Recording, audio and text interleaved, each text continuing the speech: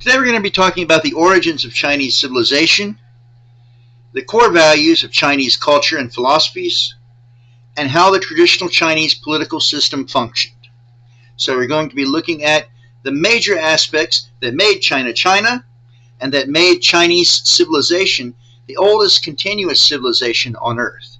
There isn't a single society on the planet that is still has its core cultural values in operation that extends back further than China.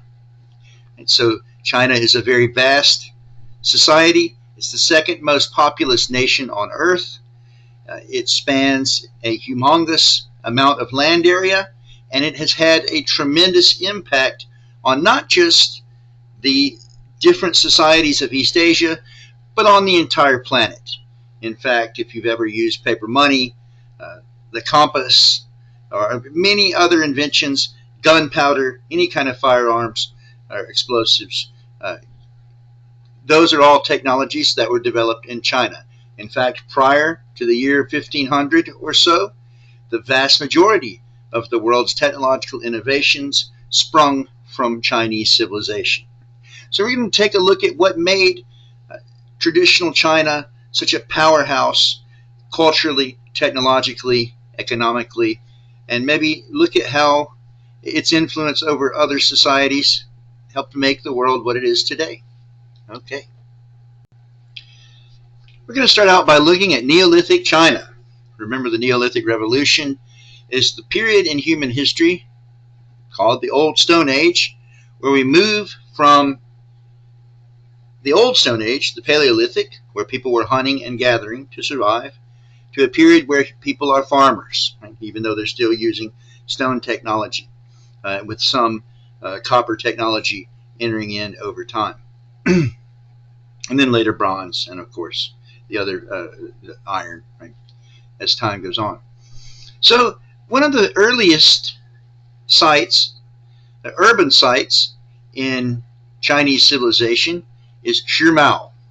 Shimao is unique because it goes all the way back to 2500 BC, and it was completely surrounded by a massive wall.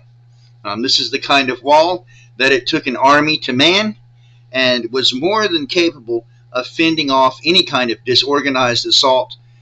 You would need siege equipment, usually siege ladders that would scale up the walls of these kinds of cities so that soldiers could climb up them. Siege towers, which were kind of siege ladders but protected by wooden walls on all four sides, that would usually drop a ramp on top of the wall. Soldiers could climb up the ladders, protected from arrow fire, and then come out on top of the wall. Or projectiles like mangonels, catapults later on, right, designed to batter down the walls. This was a serious fortification from a very sophisticated, politically, economically, and technologically sophisticated society. So we're looking at walls with very large gates, with towers, with turrets, and by turrets we don't mean like in sci-fi movies of kind of a moving Vulcan cannon or something. We mean areas where archers could shoot at attackers without being exposed to arrow fire themselves, right? Murder holes, that kind of thing. Inside the middle of the site, there was a terraced area, which is kind of layers of earth stacked on top of each other, with a palace that was for the upper class and the leadership, and with the remainder of the population living in the lower levels of the interior and also in the villages that surrounded the walled city. Ostensibly, when an attack was launched by an enemy, people would run into the large cities, and there they would take refuge, or maybe even be conscripted into the king's army. So the economy was based on millet. If you've heard of millet, it's a grain. It's coarser than wheat. It's generally considered to be less valuable and less appetizing than wheat or barley. Today, it's mainly used for animal feed, but in Neolithic China, it was used as a food staple. This is before the cultivation of rice in South China transformed Chinese cuisine. So Shirmao is a Neolithic site that depends on a river valley. It depends on the Huanghe River, if you've heard of that body. And I'll talk more about this river because it's absolutely critical to understanding the Chinese mentality and also how Chinese civilization developed. So this river, the Huanghe River or Yellow River, produces one of the most fertile floodplains on the earth. It's like the Nile River Delta, the Mississippi River Delta, right? The river deposits silt, which leads to very, very fertile soil. Right? The sediments deposited by the river are nutritious for plants. So people began to, especially in this era of primitive agriculture, just like with the Indus River, just like with the Tigris and Euphrates rivers in Mesopotamia, just like with the Nile River, they began to take advantage of this extraordinarily fertile soil to intensively farm cereal crops. And by farming cereal crops, they could feed more people, they could explode in numbers, and of course, with the increase in numbers came an increase in power, and also, since you were able to grow so much more food on this floodplain, you could have all kinds of specialization: blacksmiths, priests, scribes, woodworkers, right? Tailors. The complexity of urban civilization developed due to what was enabled by this excellent soil. But the Huanghe, the Yellow River, is not just a blessing for China. It's also an extraordinary curse. This is one of the most violent rivers that human beings depend on for large-scale agriculture. The river has changed course violently 26 times in the last 3,000 years. And when we say changed course violently, we don't just mean that it floods. There's some kind of flooding every few years, and people die in these floods. When we say it violently changes course, what we mean is that it switches from north or south of the Shandong Peninsula. So if you look here, of the Shang Dynasty city of Anyang, right, the capital of the Shang Kingdom. Right? You can see if you go directly east, you'll see this land jutting out, right? This peninsula jutting out on the eastern seaboard of China. Right? This is the Shandong Peninsula. Today, the Yellow River empties out north of the Shandong Peninsula. For most of Chinese history, it has emptied out in the south of the Shandong Peninsula, right? But it's changed north or south of this peninsula 26 times. So let's think about that in an American context. Imagine if the Mississippi River switched from emptying into the Gulf of Mexico from New Orleans to Mobile, Alabama, 26 times in a 3,000-year period.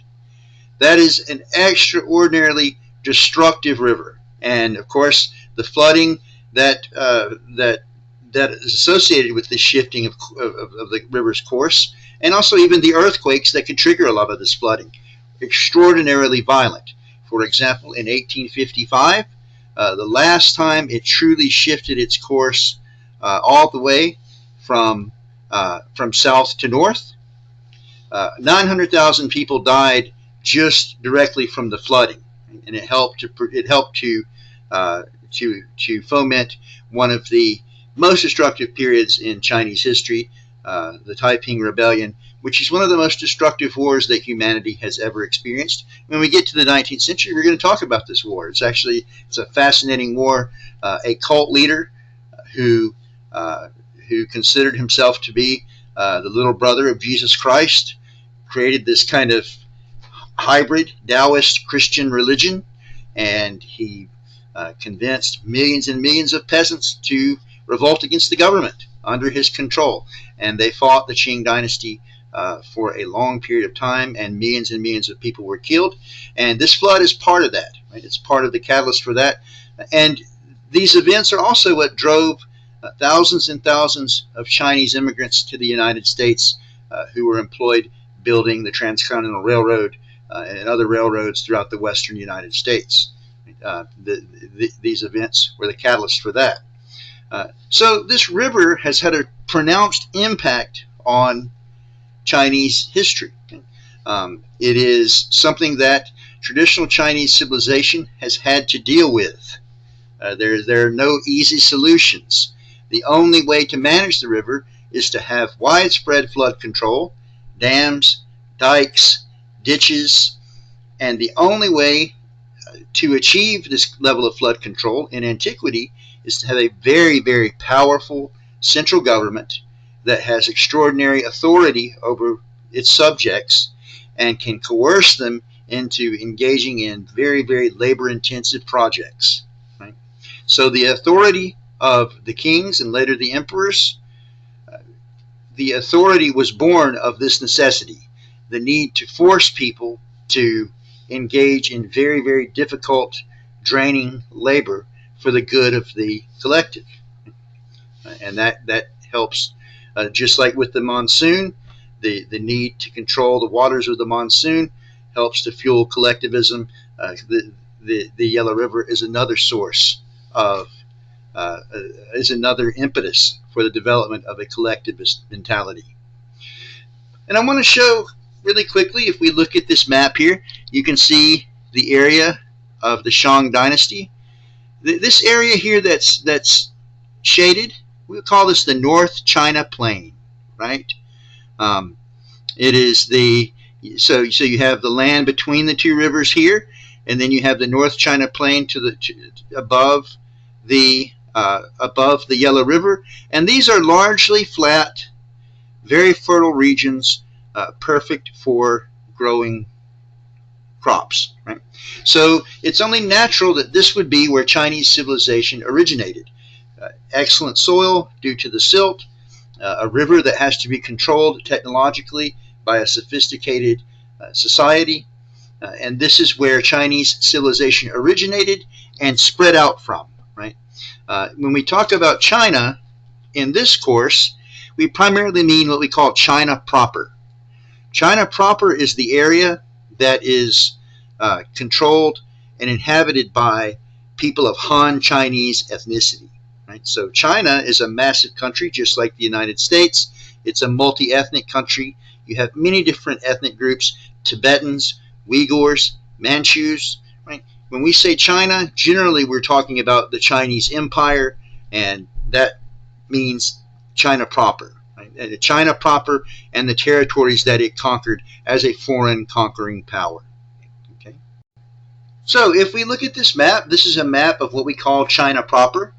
The parts of the People's Republic of China that are dominated, primarily inhabited by people of Han Chinese ethnicity who speak Chinese, either usually Mandarin, right, as their main dialect, sometimes with regional variations, particularly in South China. But these are the four major regions of China proper. You have the North China Plain, which is the original heartland of Chinese civilization. You have South China, which the Han Chinese expand into over the centuries. You have the Sichuan Basin here, which is the Himalayan foothills. And then you have the Northwest, which is traditionally kind of a rough frontier region inhabited by ethnically Chinese people. The other regions, for example, to the north, if you look north of the North China Plain and the Northwest, right, this white region, that's Inner Mongolia. That is inhabited primarily by Mongols and other Altaic-speaking peoples. They're not ethnically Chinese, even though their nationality is Chinese and they're part of the People's Republic of China. If you go to the west, the Sichuan Basin, you're in Tibet. Right? The people of Tibet are a different ethnic group than the Han Chinese. Right? If you go to the northeast of the North China Plain, the far eastern portion, and you go directly north, you'll end up in Manchuria, which is a region primarily dominated by Manchus. And of course, you have different ethnic minorities scattered throughout South China, like the Hmong, other peoples, the Thai, who are have different degrees of relation to Han Chinese people, and usually are related to the Aboriginal inhabitants of the kind of southern half of South China, who were over time pushed out as the Han Chinese colonized and took more and more of the territory over time. Okay, so this is the region of the Chinese Empire that, generally speaking, every dynasty controlled. Right? These are areas where every dynasty controlled, if it was a major dynasty at its height. Right? And these other territories, Tibet, Inner Mongolia, these were conquered by very powerful dynasties, but weren't always held by the Chinese emperor. Really quickly, I'd just like to show this image. This is the burial of a member of the nobility of Shimao, and this is the first ever known verified image of a dragon here. This person has a dragon and a tiger made out of clamshells as part of the burial. This indicating a very, very high status person, but it's also a sign, and keep in mind this goes back 2,500 years, to 2,500 BC, rather, 4,500 years ago.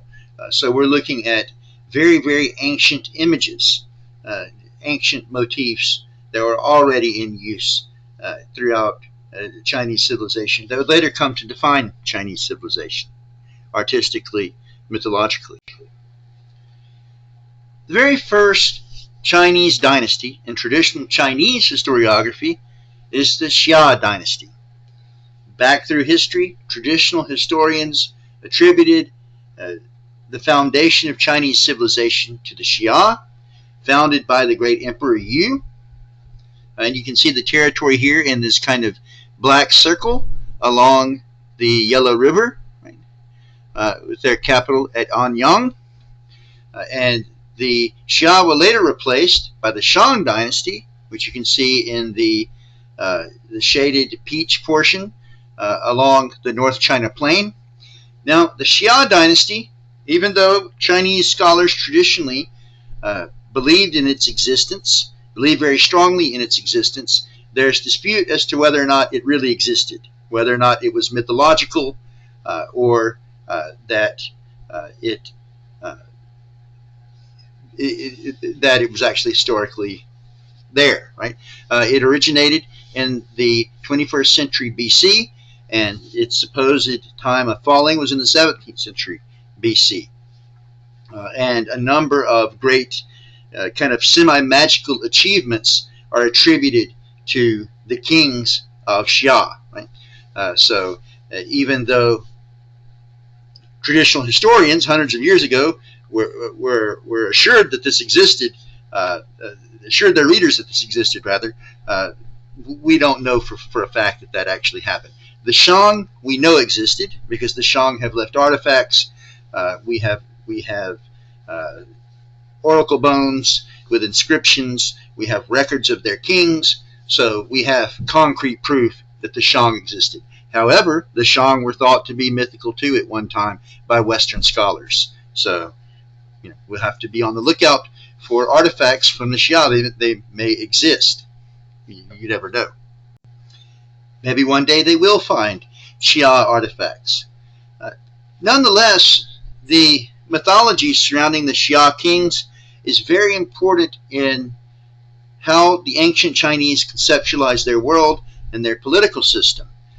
The attributes attributed to these kings, their great achievements, helped form Chinese cultural and political consciousness. I'll give an example of Yu the Great. Yu the Great is the founder of the Xia dynasty. As the great king, he was responsible for not just ruling the land correctly with extreme virtue and morality. He was responsible for a couple of innovations that made Chinese civilization possible. For example, He was the first to set up an extensive irrigation system and flood control system that could not only water crops, but control the damage done by the flooding of the Yellow River, which was absolutely vital for the development of these large urban centers like Anyang.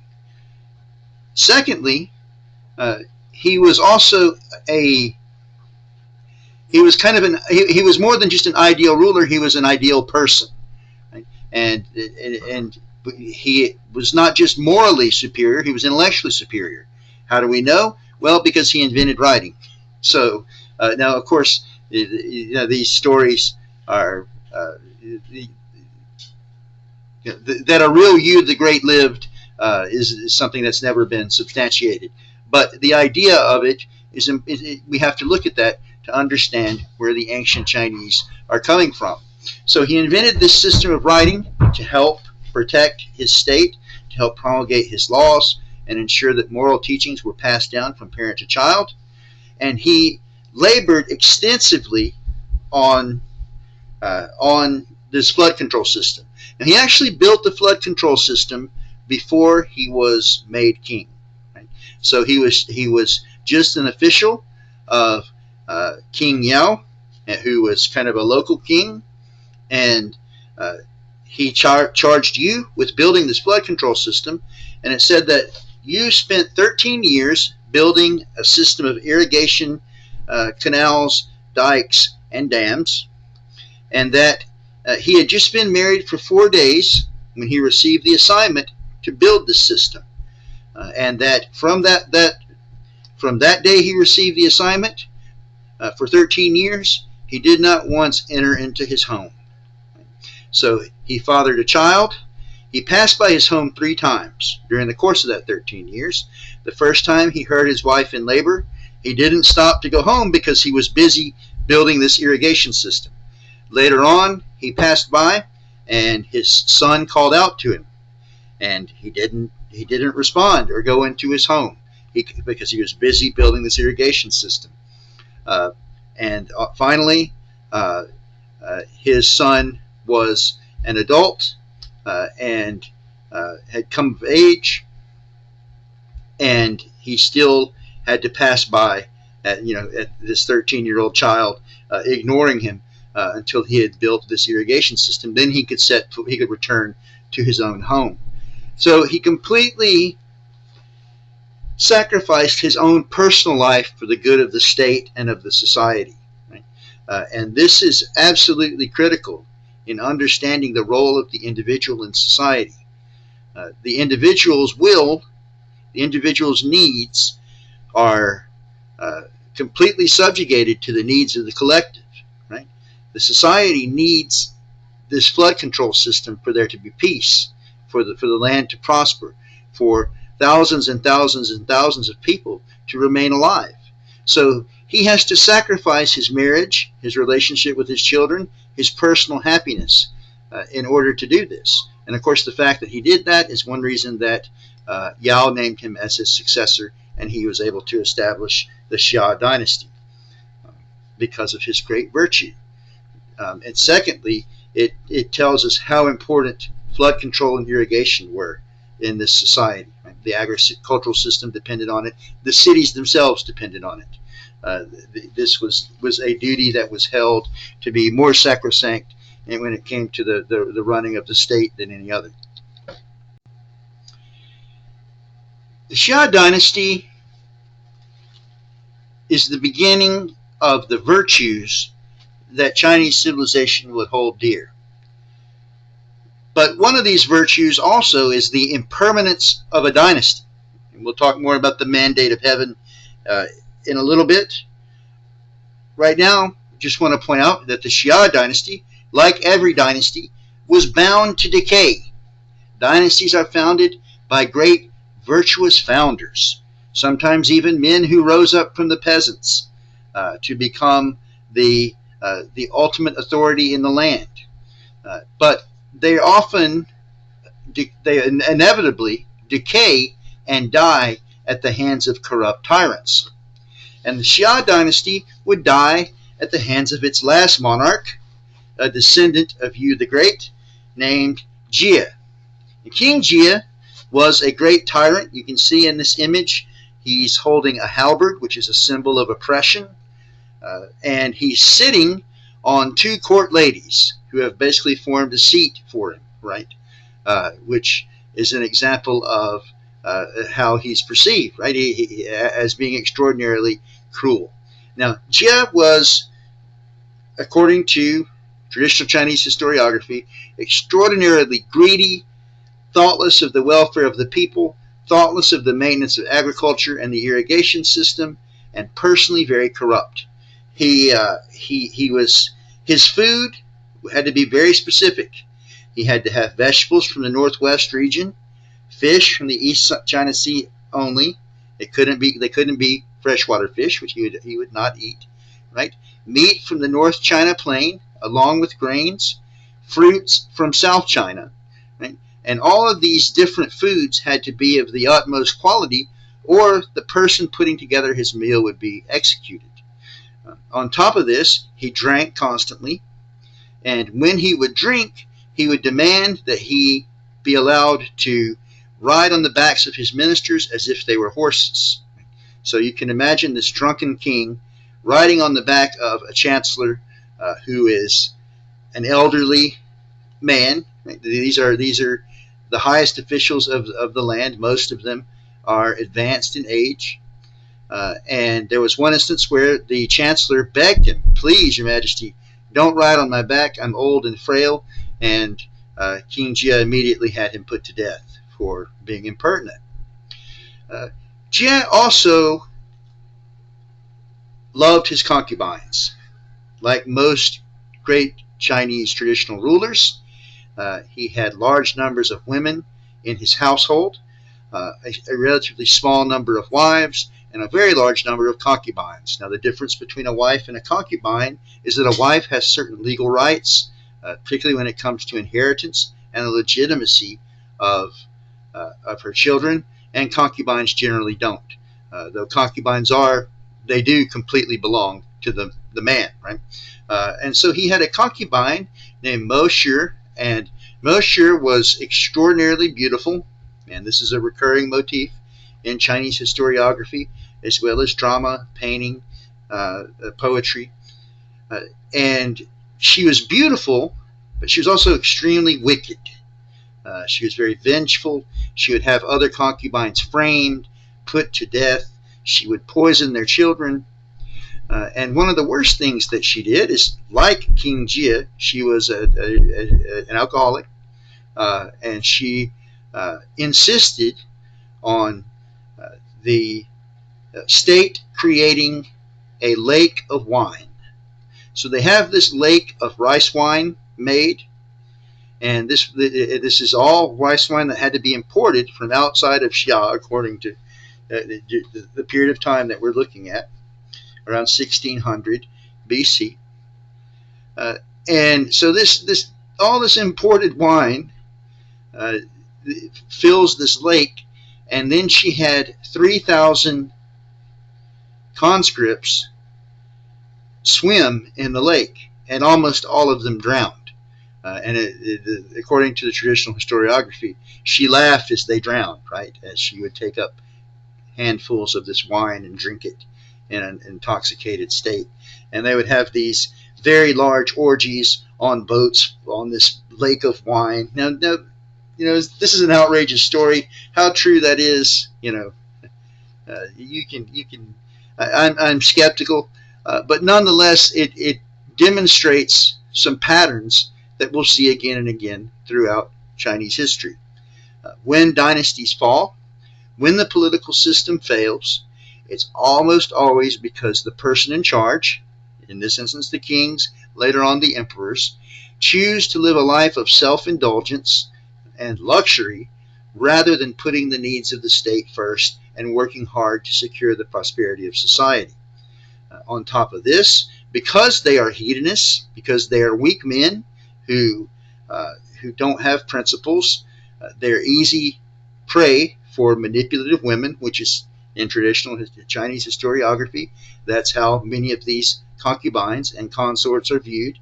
as manipulative, as destabilizing the state, as introducing their favorites, and particularly their male relatives, into positions of government, and it causing not just incompetence but actual insurrection and disloyalty. And so if these emperors and kings are being manipulated by these very beautiful but very, very devious concubines, it can bring out a lot of infighting, disunity, and ultimately disaster. So the court women, along with eunuchs, whom we'll talk about more as we progress with Chinese history, eunuchs and court women generally are seen as the downfall of a dynasty, because you have this weak emperor who becomes subject to the eunuchs, who are his personal servants, who feed him and bathe him and dress him, and they can end up controlling policy and the women whom he has in his household. So the honest government officials who are trying to run the country for the sake of, for the welfare of the people and for the dynasty, often end up shut out. And that's what happened with King Jie.